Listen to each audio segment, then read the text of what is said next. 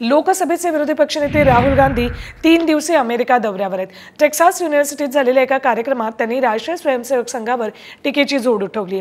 तर पंतप्रधानांनी संविधानावर हल्ला केल्याचं लोकसभेत दिसून आलंय असंही ते यावेळी म्हणाले। The RSS believes that India is one idea. We believe that everybody should be allowed to dream. People understood what I was saying. They were saying that the BJP is attacking our tradition, attacking our language, attacking our states, attacking our histories. Was that anybody who is attacking the Constitution of India is also attacking our religious tradition.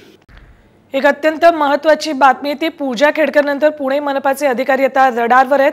बडतर्फ माजी प्रशिक्षणार्थी IAS अधिकारी पूजा खेडकर प्रकरणानंतर महापालिकेचे अधिकारी आता रडारवर आलेत। दिव्यांग कल्याण आयुक्तांनी तक्रारीचं पत्र पुणे महापालिका प्रशासनाला पाठवले। बोगस दिव्यांग प्रमाणपत्राच्या तक्रारीनंतर 7 अधिकारी चौकशीच्या फेऱ्यात सापडण्याची शक्यता वर्तवली जाते।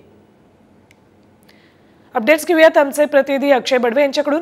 अक्षय, महापालिकेचे अधिकारी आता रडारवर येताना दिसतात, काय अपडेट्स आहेत?